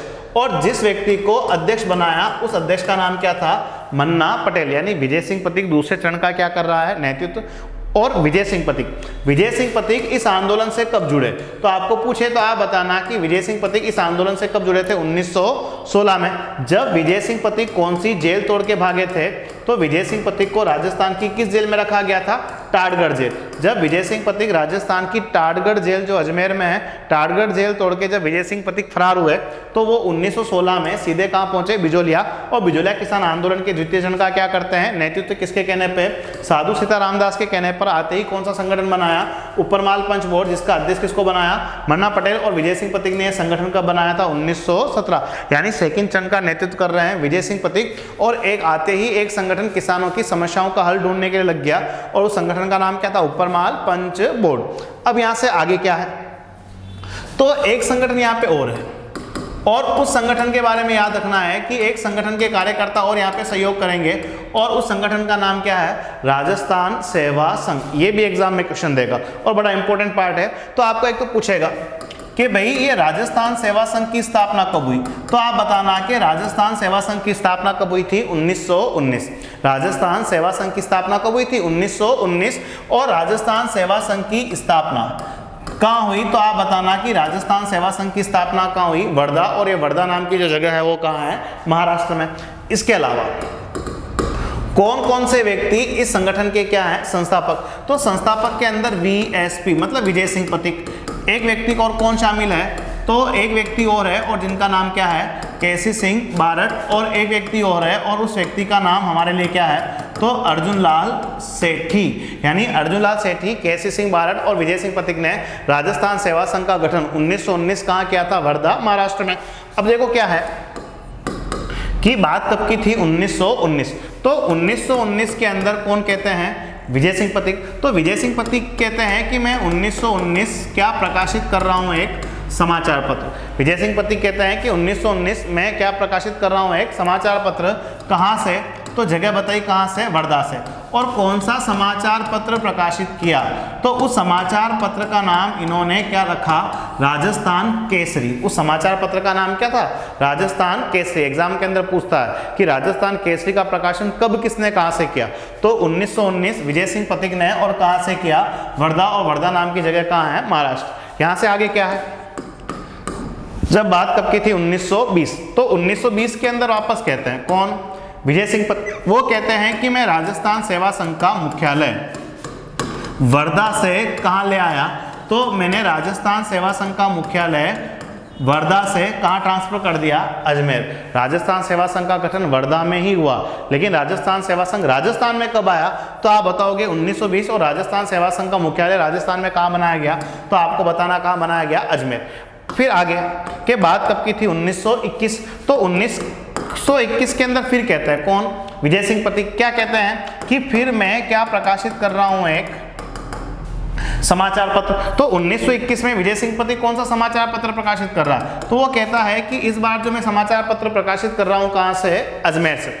और अजमेर से जो समाचार पत्र प्रकाशित कर रहा हूं, उस समाचार पत्र का नाम इन्होंने क्या रखा था, नवीन राजस्थान। तो राजस्थान केसरी विजय सिंह पथिक ने निकाला था वर्धा से और नवीन राजस्थान विजय सिंह पथिक ने कहां से निकाला था, अजमेर से। और आगे जाके हुआ क्या, नवीन राजस्थान पे क्या लगी, रोक। तो इसी नवीन राजस्थान को क्या नाम दिया गया, तो इसी नवीन राजस्थान को नाम दिया गया क्या, तरुण राजस्थान। जब नवीन राजस्थान पे रोक लगी तो यही नवीन राजस्थान क्या बन गया, तरुण राजस्थान। और तरुण राजस्थान के नाम से इसको कहां से प्रकाशित किया गया, ब्यावर से। किसने प्रकाशित किया था, तो ब्यावर से प्रकाशित किसने किया था, जय नारायण व्यास ने और कब प्रकाशित किया था? तो 1924। जो ये जैन भी लिखा ना आपके सामने, ये जय नारायण व्यास है। राजस्थान सेवा संघ की स्थापना हुई 1919 वर्धा महाराष्ट्र। संस्थापक में 3 लोगों के नाम याद रखने हैं, विजय सिंह पथिक, केसी सिंह बारट, अर्जुन लाल सेठी। विजय सिंह पथिक ने कौन सा अखबार निकाला? राजस्थान केसरी। कहां से निकाला? वर्धा से। कब निकाला? 1919। विजय सिंह पथिक 1920 में। राजस्थान सेवा संघ का मुख्यालय कहां लाया? अजमेर। अजमेर से विजय सिंह पथिक ने कौन सा अखबार निकाला? नवीन राजस्थान। कब निकाला? 1921। नवीन राजस्थान पे रोक लगी, अखबार का नाम क्या बन गया? तरुण राजस्थान। अजमेर में किस जगह से प्रकाशित हुआ? ब्यावर। किसने निकाला? जैन में, मतलब जय नारायण व्यास ने। और कब निकाला? 1924। अब यहाँ पे है क्या, तो आपको एक समाचार पत्र याद रखना है और उस समाचार पत्र का नाम आपके लिए क्या है? तो उस समाचार पत्र का नाम क्या है? प्रताप। यानी ऊपरमाल पंच बोर्ड भी यहाँ किसानों की समस्याओं के लिए काम कर रहा है और राजस्थान सेवा संघ के कार्यकर्ता भी यहाँ काम करने लग गए। और एक समाचार पत्र, और वो समाचार पत्र जो है, उस समाचार पत्र का नाम आपके लिए क्या है? प्रताप। और ये समाचार पत्र जो है वो कहाँ से प्रकाशित होता था? कानपुर। कानपुर कहाँ है? यूपी। अब देखो क्या है कि ये प्रताप नाम का जो समाचार पत्र है, ये काम का क्यों है? ये काम का इसलिए है क्योंकि ये प्रताप वो समाचार पत्र है जिसने बिजोलिया किसान आंदोलन को राष्ट्रीय स्तर पर क्या किया? प्रसिद्ध। एग्जाम में पूछता है कि वो कौन सा समाचार पत्र था जिसने बिजोलिया किसान आंदोलन को भारत के कोने कोने में फेमस कर दिया? तो बिजोलिया किसान आंदोलन को भारत के कोने कोने में फेमस करने वाला न्यूज़पेपर कौन सा था? प्रताप। कहां से निकलता था? कानपुर, यूपी से। और इसको किस व्यक्ति ने निकाला था? तो आपको एक व्यक्ति का नाम याद रखना है और उस व्यक्ति का नाम आपके लिए क्या है? गणेश शंकर विद्यार्थी। यानी गणेश शंकर विद्यार्थी का ये लाइन एग्जाम में आती है कि किस समाचार पत्र के माध्यम से बिजोलिया किसान आंदोलन को राष्ट्रीय स्तर पर प्रसिद्धि मिली? प्रताप अखबार। किस व्यक्ति का था? गणेश शंकर विद्यार्थी। कहां से निकलता था? कानपुर से निकलता था। इसके अलावा इस द्वितीय चरण के अंदर 1919 कौन सा जांच आयोग यहां पहुंचा था? तो आपको पूछे तो कौन सा जांच आयोग पहुंचा? ये प्रताप वो समाचार पत्र है जो कहां से प्रकाशित होता था? कानपुर से। इसको निकालने वाले कौन थे? गणेश शंकर विद्यार्थी। और ये वही समाचार पत्र है जिसके माध्यम से ये बिजोलिया किसान आंदोलन जो है वो पूरे भारत के अंदर क्या हो गया? प्रसिद्ध हो गया। एग्जाम के अंदर क्वेश्चन बनता है कि किस आंदोलन के माध्यम से बिजोलिया किसान आंदोलन को राष्ट्रीय स्तर पर प्रसिद्धि मिली? तो उस न्यूज़पेपर का नाम आपको क्या बताना है? प्रताप। इसके अलावा इस समाचार पत्र की जो खबरें हैं वो किसने भी? तिलक ने अपने किस समाचार पत्र में प्रकाशित की? तो तिलक का एक न्यूज़पेपर कौन सा है? मराठा। यानी अब हमारे लिए क्या है कि जब बात थी इस आंदोलन में, कब की? 1922। तो 1922 में कहते हैं कि इस समय राजस्थान का क्या था? एक एजीजी। और एजीजी इस समय कौन थे? हॉलैंड। देखो एजीजी का मीनिंग क्या होता है? Agent to governor general. आप तो याद रखो ऐसा कि बिजोलिया किसान आंदोलन के समय राजस्थान के AGG, agent to governor general कौन थे? तो एजेंट टू गवर्नर जनरल कौन थे? हॉलैंड थे। और इस हॉलैंड के बारे में कहा गया कि इसने इस समय किसानों से क्या किया? एक समझौता। और 84 में से कितने प्रकार के टैक्स माफ किए थे? 35। और 1922 में जब समझौता हुआ तो 84 में से 35 प्रकार के कर इसने माफ कर दिए। और एक बार तो 1922 के अंदर आंदोलन क्या हो गया था? समाप्त। लेकिन कहते हैं कि कुछ कर वापस चला दिए तो 1927 तक आंदोलन खिंच जाता है। और 1927 वो समय था जब विजय सिंह पथिक इस आंदोलन से बिल्कुल क्या हो जाते हैं? अलग। यानी विजय सिंह पथिक इस आंदोलन से जुड़े थे 1916 में, लेकिन अलग कब हुए? तो अलग हुए थे कब? 1927 में। यानी जो ये सेकंड चरण जो अपन ने पढ़ा है ये बड़ा काम का है, क्योंकि इस सेकंड चरण का नेतृत्व करता कौन है? विजय सिंह पथिक। विजय सिंह पथिक को बुलाने वाले कौन है? साधु सीता रामदास। विजय सिंह पथिक ने किसका गठन किया? ऊपरमाल पंच बोर्ड 1917, जिसका अध्यक्ष बनाया किसको? मन्ना पटेल। इसके अलावा विजय सिंह पथिक इस आंदोलन से कब जुड़े? 1916। कौन सी जेल तोड़ के भागे थे? टाटगढ़ जेल। फिर अपन ने चर्चा की थी कि राजस्थान सेवा संघ की, ये सारा मैटर आपको आना चाहिए, अपन ने पढ़ लिया है। फिर अपन ने चर्चा की कि यहाँ पे और क्या हुआ? तो एक समाचार पत्र ऐसा है जो कानपुर से प्रकाशित हुआ और ये वही न्यूज़पेपर है जिसने इस आंदोलन को राष्ट्रीय स्तर पर क्या किया? फेमस। और 1922 में एक समझौता हुआ और हॉलैंड इस समय राजस्थान के क्या थे? एजीजी। और कहते हैं कि इस समझौते में 84 में से 35 प्रकार के कर जो थे वो क्या कर दिए थे? माफ कर दिए थे और कुल मिला के एक बार आंदोलन 1922 में समाप्त हुआ, लेकिन कुछ बातों के कारण वापस चालू हो गया, 1927 तक चलता है। और विजय सिंह पथिक ये आंदोलन छोड़ के कब गया, तो आपको बताना है कि 1927 में। और इसी द्वितीय चरण में एक आयोग और आया था, और उस आयोग का नाम आपको पूछ ले तो आप बताना कि यहाँ पे कौन सा आयोग आया था। तो उस आयोग का नाम था क्या, बिंदुलाल भट्टाचार्य जांच आयोग। कहीं कहीं एग्जाम में पूछते हैं कि बिंदुलाल भट्टाचार्य जांच आयोग जो है, बिंदुलाल भट्टाचार्य जांच आयोग जो है, इसका संबंध किस किसान आंदोलन से है, बिजोलिया से। क्लियर। अब यहाँ से आगे क्या है, तो अब बात शुरू करनी थी कौन से चरण की, तीसरे चरण की, और तीसरा चरण चलेगा 1927 से 41। अब यहाँ पे नेतृत्वकर्ता कौन कौन है, तो जितने भी बड़े बड़े नेता थे, तो जिनमें से एक का नाम क्या है, जमनालाल बजाज। क्लियर। जिनमें से एक का नाम क्या है, तो एक का नाम क्या है, हरिभाऊ उपाध्याय। क्लियर। कौन है, और माणिक्यलाल वर्मा, और कौन है, तो नाम उनका क्या है, राम नारायण चौधरी। ये जितने बड़े बड़े नेता हैं, इन्होंने इस आंदोलन को तीसरे चरण में आगे बढ़ाया, और कहते हैं कि ये बात आगे कहाँ तक बढ़ गई, 1941 तक। और 1941 में एक व्यक्ति मेवाड़ के क्या थे, प्रधानमंत्री, और मेवाड़ के जो प्रधानमंत्री थे उनका नाम था हमारे लिए क्या, टी राघवाचार्य। और टी राघवाचार्य वो व्यक्ति थे जिसने बिजोलिया भेजा अपने किस मंत्री को, तो उस मंत्री का नाम क्या था, तो उस राजस्व मंत्री का नाम था हमारे लिए क्या, तो उस राजस्व मंत्री का नाम हमारे लिए क्या था, मोहन सिंह मेहता। और मोहन सिंह मेहता को बिजोलिया भेजकर ये आंदोलन टी राघवाचार्य ने हमेशा के लिए क्या करवा दिया, समाप्त करवा दिया। यानी बिजोलिया किसान आंदोलन के बारे में हमारे लिए खास बातें कौन कौन सी है, एक तो बिजोलिया मित्र मंडली का संस्थापक कौन है, ऊपरमाल पंच बोर्ड का संस्थापक कौन है, राजस्थान सेवा संघ का गठन कब हुआ, कौन से समाचार पत्र ने बिजोलिया किसान आंदोलन को फेमस किया। और यहाँ पे क्या है, तो इस बिजोलिया में कुछ नाम और याद रखना है। जैसे एक आदमी का नाम ऐसा था, और नाम उसका क्या है, नारायण पटेल। ये बिजोलिया का पहला किसान था, ये बिजोलिया का पहला किसान था जिसने सरकार को टैक्स देना क्या कर दिया था, बंद। बिजोलिया के किस किसान ने सबसे पहले सरकार को कर देना बंद कर दिया था, तो उस व्यक्ति का नाम आपको बताना, नारायण पटेल। क्लियर। इसके अलावा यहाँ आपको पूछे कि किस व्यक्ति को बिजोलिया किसान आंदोलन का, किस व्यक्ति को बिजोलिया किसान आंदोलन का जनक कहते हैं, तो उसका नाम बताना आप, साधु सीता रामदास। उसका नाम क्या बताएंगे आप, साधु सीता रामदास। यानी राजस्थान के इतिहास में किसान आंदोलन के जनक तो विजय सिंह पथिक है, लेकिन ये ऐसा किसान आंदोलन है जो विजय सिंह पथिक के आने से पहले शुरू हो गया था।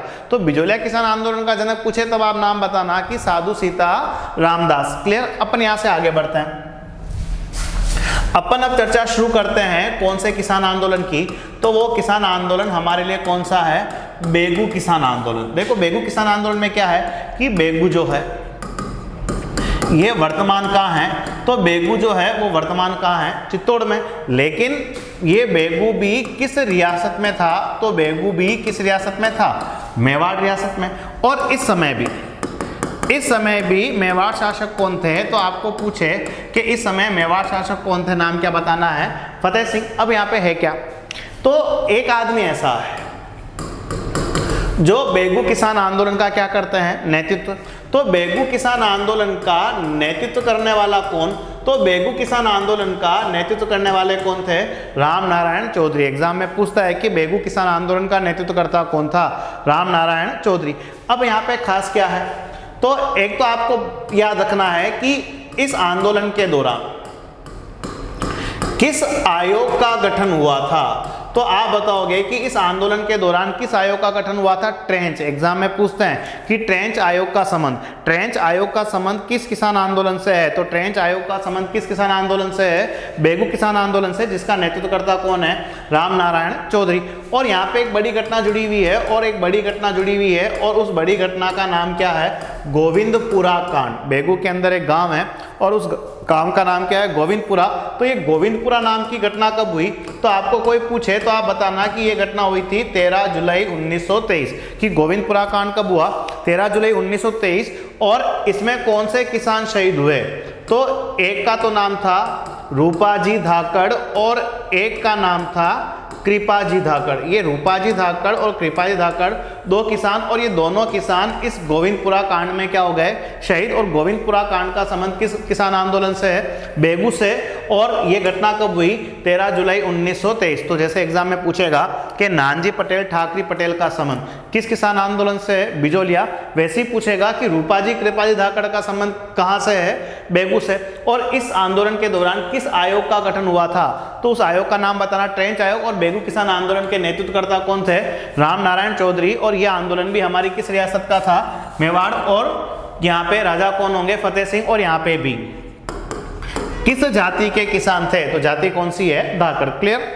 अब यहाँ से आगे क्या है कि दोनों किसान आंदोलन हमारे मेवाड़ के हैं। तो यहाँ पे कुछ चीजें फेमस है, जैसे एक वर्ड पूछ लेगा तुम्हारे को, क्या, पंचीड़ा।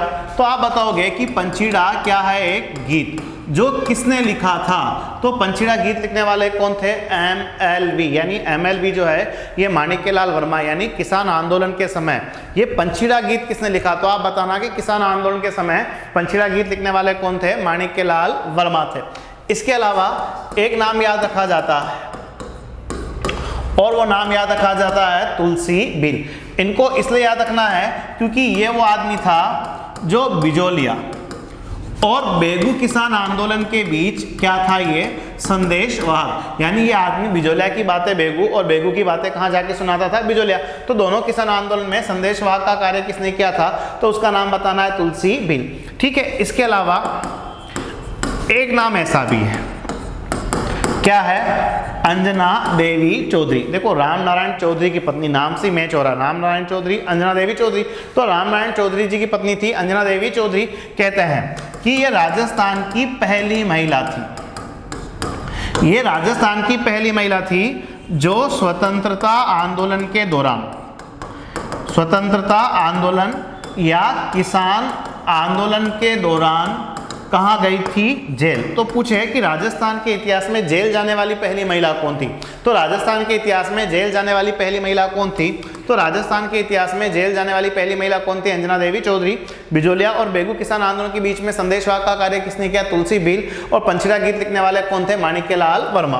क्लियर। अपन यहाँ से बात करते हैं किस किसान आंदोलन की, तो अपन बात करेंगे बूंदी। तो ये बूंदी का जो किसान आंदोलन है ये कहलाता है क्या, बरड़ क्षेत्र का किसान आंदोलन भी। ये बूंदी किसान आंदोलन जो है वो क्या भी कहलाता है, बरड़ क्षेत्र का किसान आंदोलन भी।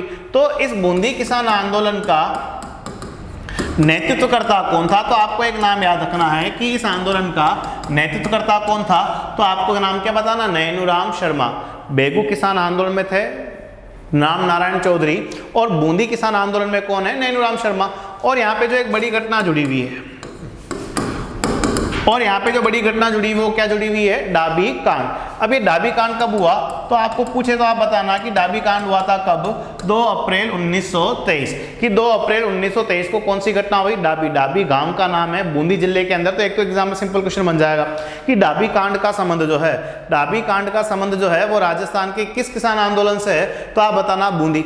और कहते हैं कि इस डाबी कांड में कौन सा आदमी शहीद हुआ, तो डाबी कांड में एक व्यक्ति शहीद हुए, और वो आपको नाम बताना है कि नानक भील। ये नानक भील जो है वो किस घटना में शहीद हुए, डाबी कांड में। और कहते हैं कि नानक भील शहीद हुए कौन सा गीत गाते हुए, तो एक गीत का नाम क्या बताना है, झंडा गीत। तो इस डाबी कांड में झंडा गीत गाते हुए नानक भील किसान शहीद हुए। और ये झंडा गीत गाते समय जो शहीद हुए थे, और किसने इनको शहीद किया, तो एक पुलिस अधिकारी का नाम क्या था, इकराम हुसैन। और इकराम हुसैन की गोली से नानक भील क्या हो गए, शहीद। कौन सा गीत गाते हुए, झंडा गीत गाते हुए। किस घटना में, डाबी कांड में। कब हुआ, 2 अप्रैल 1923। और डाबी कांड का संबंध किस किसान आंदोलन से है, बूंदी। और झंडा गीत किसने लिखा, तो इस झंडा गीत की रचना की थी किसने, तो झंडा गीत लिखने वाला और कोई नहीं, उस आदमी का नाम क्या था, विजय सिंह पथिक। कि विजय सिंह पथिक ने झंडा गीत लिखा, और यही झंडा गीत गाते हुए डाबी घटना में कौन शहीद हो गए, नानक भील। और डाबी कांड का संबंध किस आंदोलन से है, बूंदी, जिसका नेतृत्वकर्ता कौन है, नैनूराम शर्मा। और नानक भील की याद में, कि नानक भील की याद में किसने, माणिक्यलाल वर्मा ने।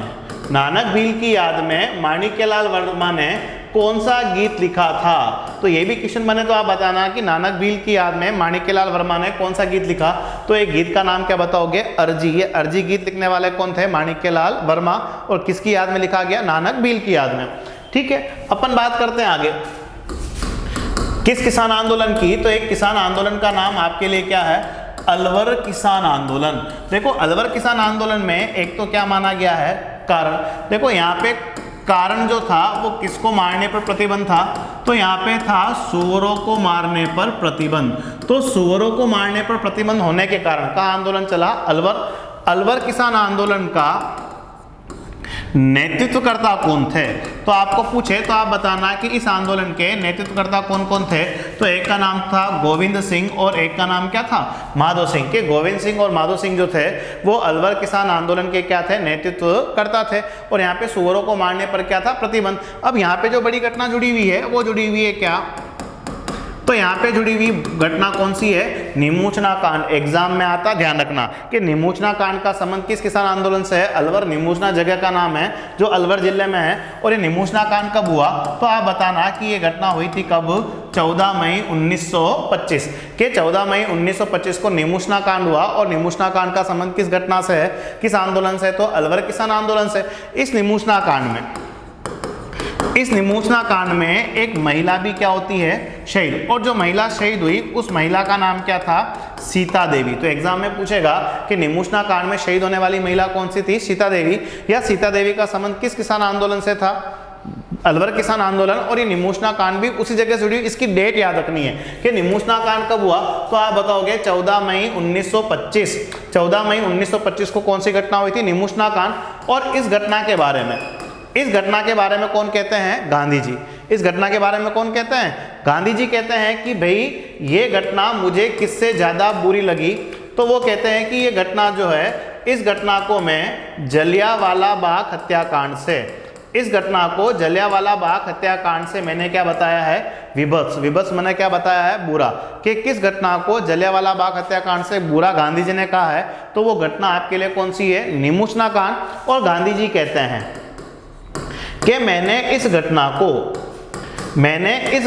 को क्या भी कहा है? तो गांधी जी कहते हैं कि मैंने इस घटना को क्या भी कहा है? दोहरी डायरशाही। ये दोहरी, देखो एक वर्ड आ रहा, जनरल डायर, जिसने जलियांवाला बाग केस को अंजाम दिया था। और दोहरी डायरशाही गांधी जी ने किस घटना को कहा है? तो वो घटना कौन सी है? निमोचना कांड। और निमोचना कांड कब हुआ? 14 मई 1925। और इस घटना को जलियांवाला बाग हत्याकांड से बुरा बताया किसने? गांधी जी ने। और यहाँ पे सूअरों को मारने पर क्या था? प्रतिबंध। अपने अलवर किसान आंदोलन की चर्चा की। ठीक है, इसके अलावा आगे क्या है? तो एक किसान आंदोलन ऐसा भी था और जिसका नाम हमारे लिए क्या है? सीकर किसान आंदोलन। जिसका नाम हमारे लिए क्या है? सीकर किसान आंदोलन। अब सीकर किसान आंदोलन में क्या है?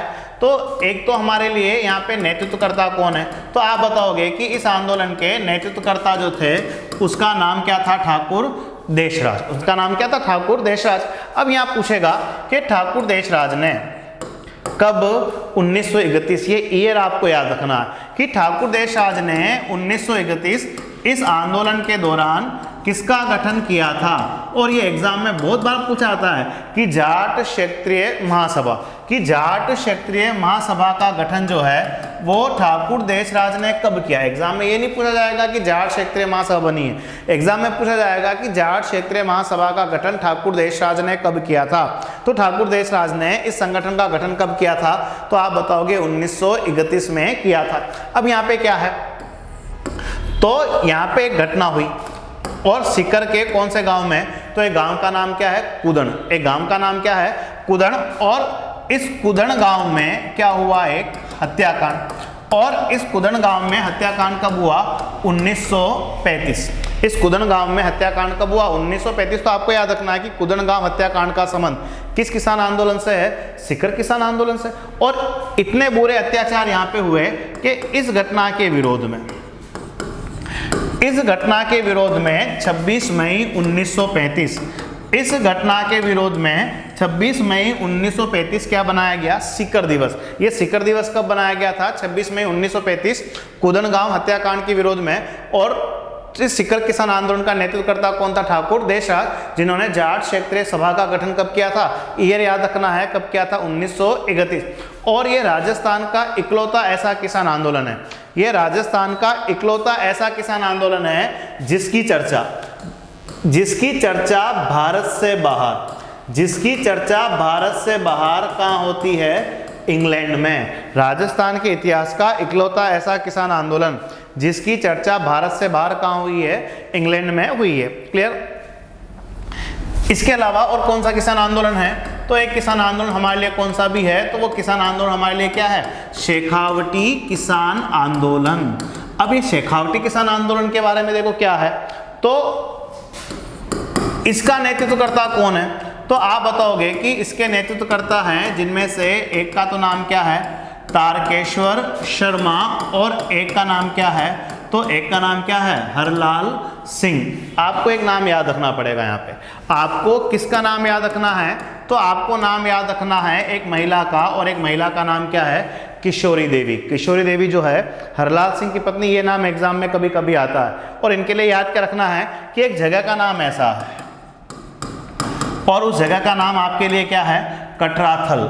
और कटराथल वो जगह है जहां किशोरी देवी की अध्यक्षता में, किशोरी देवी की अध्यक्षता में 10,000 महिलाओं का क्या हुआ था, सम्मेलन। एग्जाम में पूछा जाता है कि 10,000 महिलाओं का सम्मेलन 1934 में, अप्रैल 1934 में जो हुआ था वो किसकी अध्यक्षता में हुआ था, तो अप्रैल 1934 10,000 महिलाओं का सम्मेलन इस कटराथल गांव में हुआ था। किसके नेतृत्व में, किसकी अध्यक्षता में, तो नाम आपको क्या याद रखना पड़ेगा, किशोरी देवी। किशोरी देवी का नाम पेपर में आता है, ये ध्यान रखना।